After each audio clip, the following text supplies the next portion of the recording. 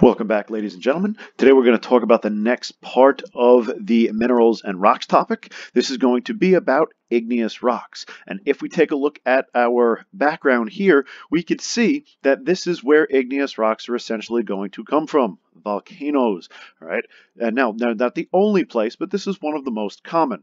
So what is an igneous rock? So an igneous rock is going to be one of the three types of rocks, but understanding what it is comes from understanding how it forms. So how it forms is going to come from the reference tables. So we're going to jump to the top of page 6 in our reference tables, which is right here. All right, and when we take a look at it, we're going to jump to the igneous rock box. Now, how do we know how an igneous rock forms? Well, we start at the igneous rock box and we work our way backwards until we hit another rock type. So, for example, an igneous rock, we need to have solidification. Well, what has to solidify? Well, magma has to solidify.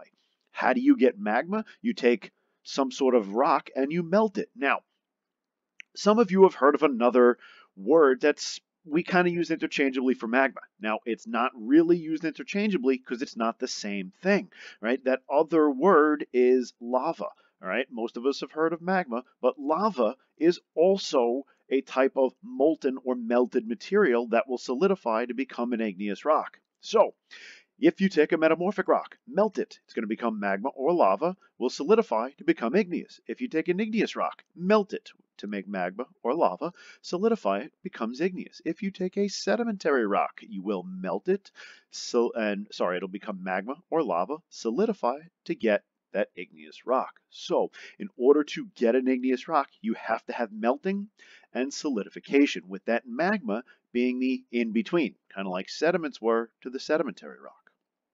So magma and lava are going to be those two things, but how do we get that? First, we have to melt, then we are going to solidify. Now, there is a difference between magma and lava. I mentioned the two, but what is that difference? So we're going to skip the blank and say molten rock that is deep underground. And this is the key. So which of those two things forms deep underground? That's going to be magma. Okay, so when we have magma, this is the rock that's not here. That's the melted material that's inside of the volcano. So the second one, lava, is what we see on Earth's surface. Okay, so lava comes out of the volcano. Magma is what's inside the volcano and inside of the Earth. So there is a difference between them, and they make very different igneous rocks. So that leads us to the characteristics for igneous rocks. And when we think of igneous rocks, it's pretty much going to be based on two major qualities. All right.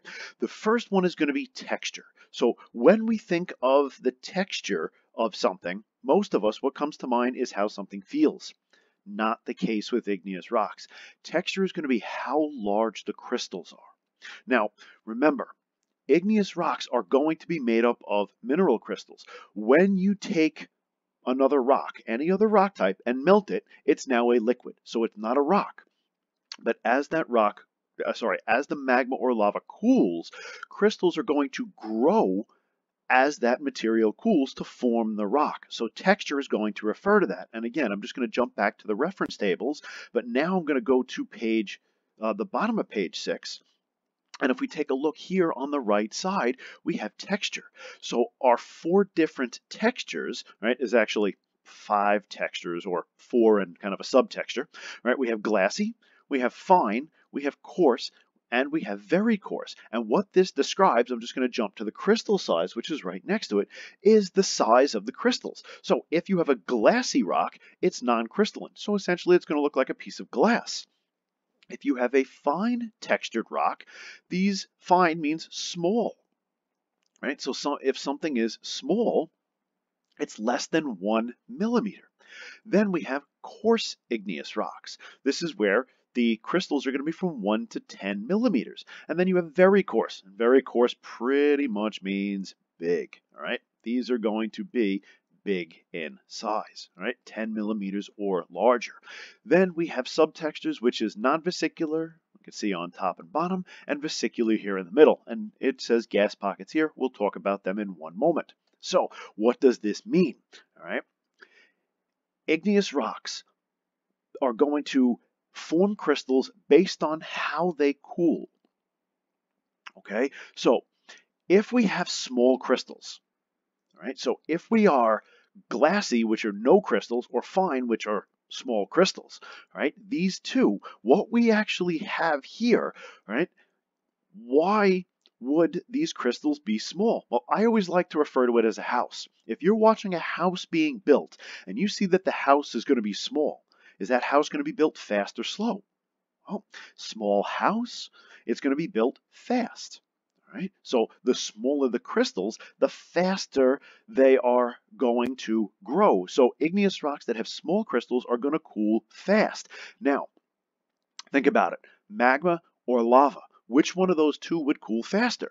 Magma's underground, lava's at the surface. Well, if you're at the surface, you're going to be exposed to air or water. So small crystals are going to form near Earth's surface. Now, if you are outside of the Earth, right, the term that we use for that is known as extrusive. So these are known as extrusive igneous rocks, and this is our environment of formation.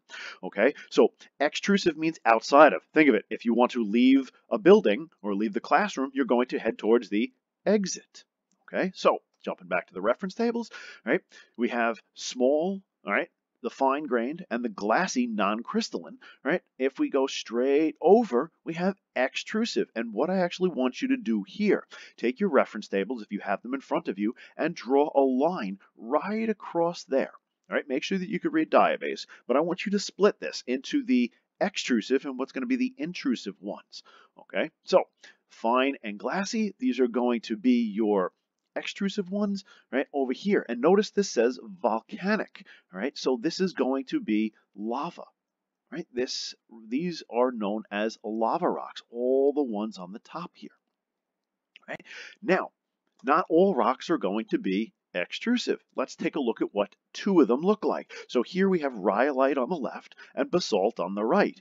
Now, what we are looking at are two different rocks. Rhyolite is over here. Here is basalt on the chart. Now, I understand there's other ones here. We'll come back to those later on. But when we take a look at them, I'm just going to circle here. See these kind of dark spots, right?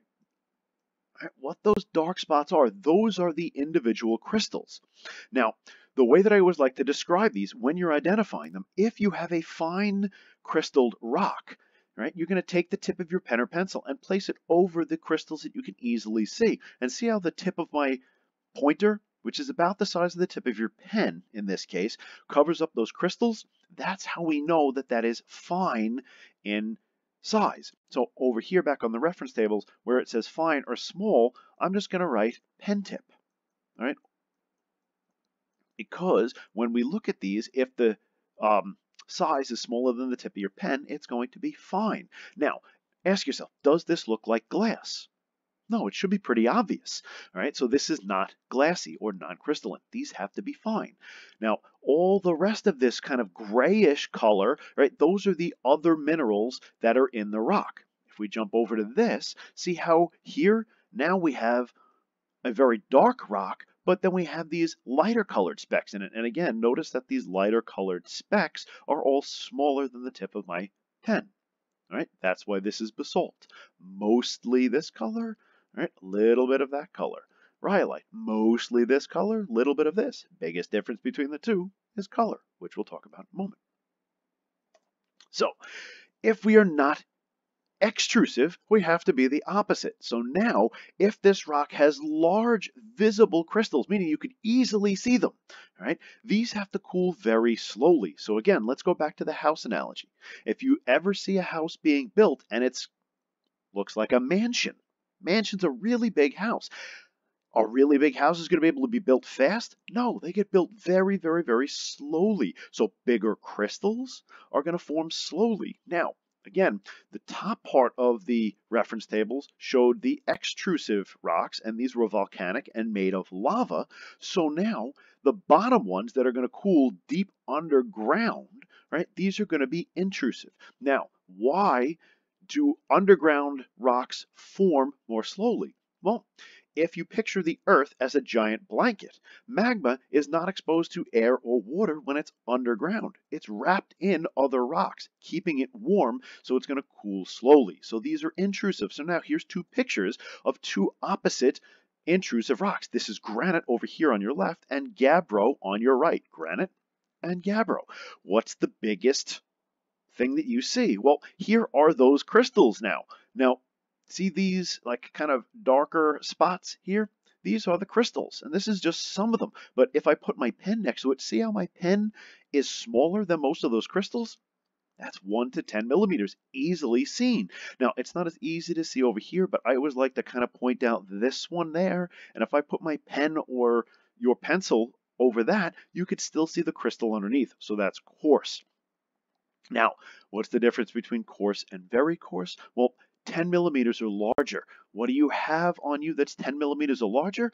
Right? You know that tiny little finger, your pinky, right? Well, the nail on your pinky, right? So your pinky nail is about 10 millimeters. So if you put your pinky nail next to it, and unfortunately I can't do that here, but if you put your pinky nail next to these, any of these crystals, they're going to be smaller than your pinky nail, so that means it has to be coarse. So they are going to be 1 to 10 millimeters.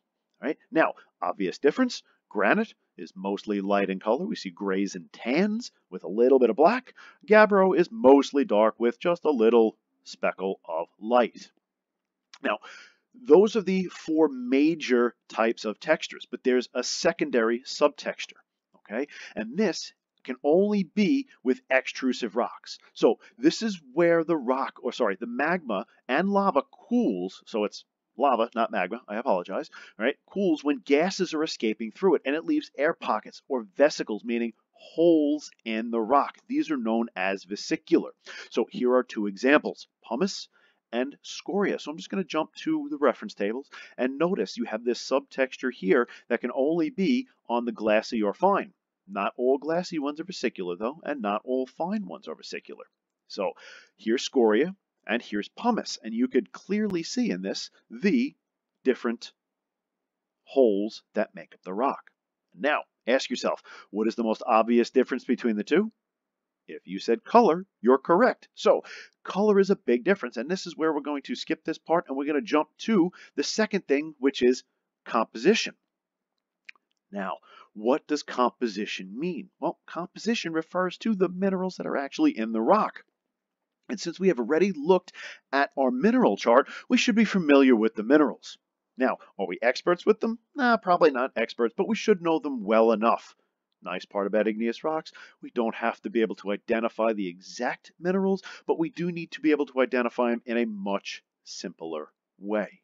Okay, so here's where we're going to jump back to the reference tables, and I want you to take a look in the middle here where it says composition, all right, and either highlight it or circle it.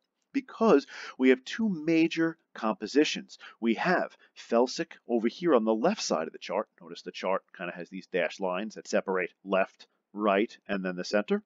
And on the right side of the chart, we have the mafic type of rocks, composition-wise. And then down here on the bottom, these are the minerals that make up those rocks. So if you're on the left, you're composed of these. If you're on the right, you're composed of these. And if you're in the middle, you're composed of these. This is going to give the rock different characteristics. So what does composition mean? Right? Compositions are going to refer to the minerals that are in the rock. So we'll start with the mafic ones. Right? Our mafic minerals make up an igneous rocks which has two characteristics that we can easily identify. So we don't have to identify the minerals that are in it, but we can identify the color and the density. So jump to the reference tables.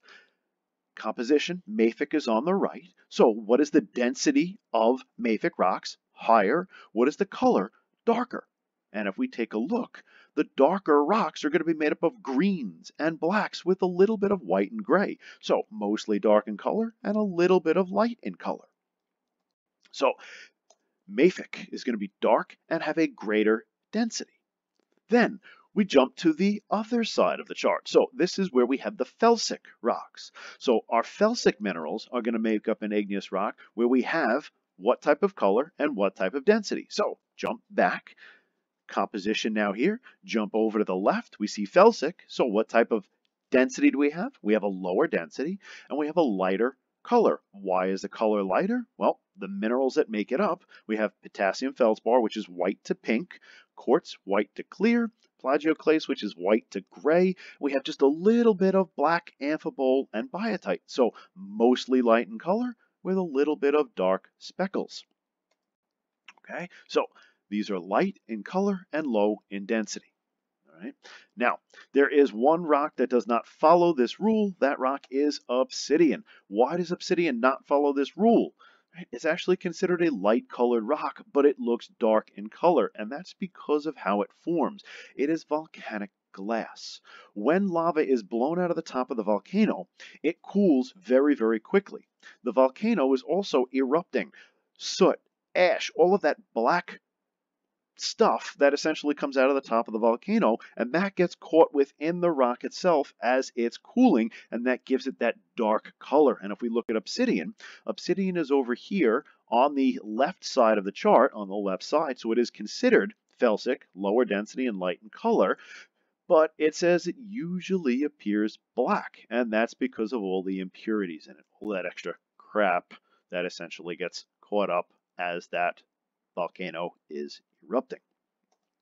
So here is that chart, and if we take a look at this chart from the reference tables, right, we can break this down. Now, when we identify our rocks, we essentially are going to have two different decisions, those two things that we just looked at. So we're going to look for texture, and the second thing we're going to look for is composition. But again, we're going to keep this simple. So the composition is really going to be based on that color.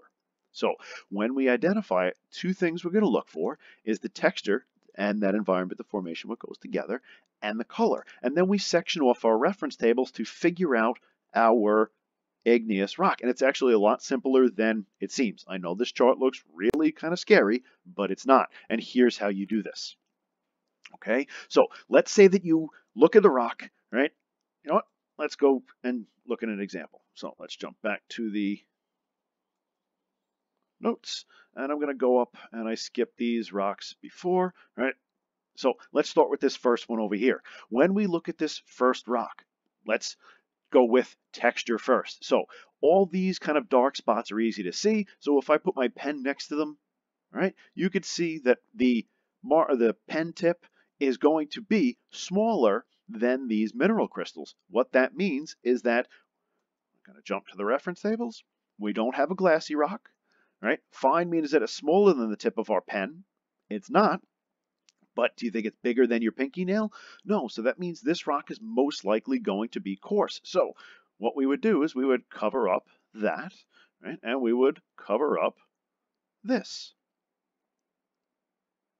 All right? So we know it's not going to be that. Our next decision is going to be the color. So when we look at this, is this mostly light, mostly dark, or kind of in the middle, meaning gray or brown? Well, when we look at this, we see kind of tans, all right, and a lot of clear. We have a little bit of dark, but there's a lot more light. So this is going to be a rock that's light in color. So now I'm going to cover up the right side, right, and the middle. So this rock has to be granite. All right. Now let's try the one here on the right-hand side. This one's a lot easier to see. All right, so let's clean off the reference tables so that we're starting fresh. All right, move this out of the way. Okay, so now our two decisions. Let's start with texture. So when we look at this, right, these kind of lighter speckles here are our easily identifiable minerals. So if I go like this with my pen, I can cover most of those up. So if you could cover them up, which of these would it be? Would it be very coarse, meaning big? Is it coarse? No. All right. It's not a pinky nail size, and it's definitely smaller than the tip of a pen, so I'm going to cover up the entire bottom. All right. Now, could you see crystals? Yes. Did it look like glass? No. So now I cover up the top. Let's just jump back one more time. Do we see vesicles in it? Now we can see vesicles in the pumice here, but do we see vesicles or holes? We do not. So now we know that it has to be non-vesicular. So I'm going to bring this down because if it was fine and vesicular, It could be those. So now we have a choice of rhyolite, andesite, or basalt. So now our next decision is color. Is this mostly light in color, mostly dark in color, or kind of in the middle? When you ask yourself this, you see a little bit of light, but this is mostly black or a really, really, really dark gray. So that means, since it's dark, we know, I'm going to pull this up, cover that up, dark is on the right side, this has to be basalt. That's how that chart works. Relatively simple. All right, so let's just go through it to make sure that we understand how to finish it up. So I'm going to pull these out of the way so they don't distract us from the few questions that we have. All right, now let's take a look at the questions. Classify granite in terms of texture and composition, meaning the texture, the crystal size, and the environment of formation. So we go to granite. Here is granite. So texture is going to be coarse, crystal size 1 to 10 millimeters, and the environment of formation is going to be intrusive, meaning inside of the earth. All right, now composition, color, and density. Again, we just jump to granite. Right, granite's here, so we're going to go down to this part, and we're on the left, so the composition is felsic, the density is lower, the color is lighter, and those are our answers.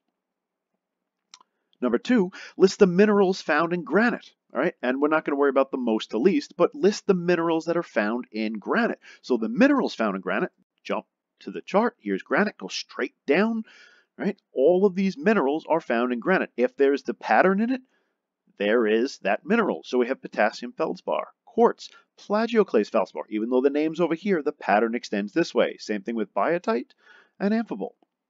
And again, granite is light in color, so it's mostly these and a little bit of this.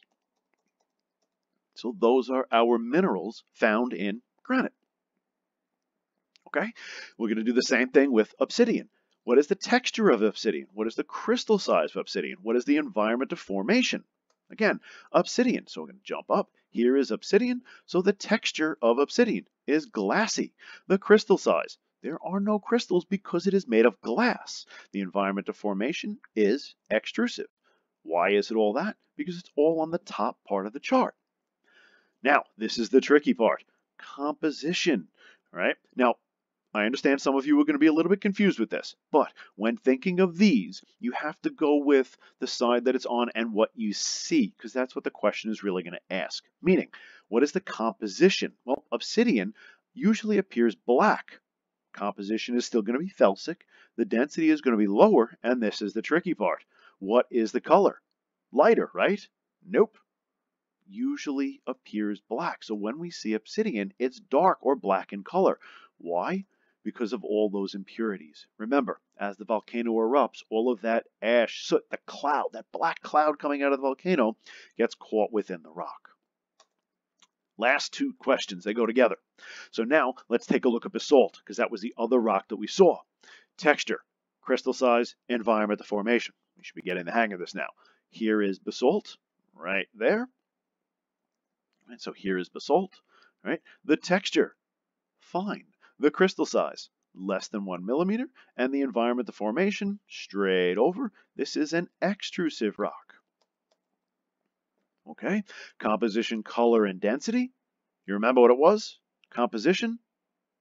No, let's see. Composition over here, mafic, density higher, color darker, because it fits. All right, and now the minerals found in basalt, last one, jump down.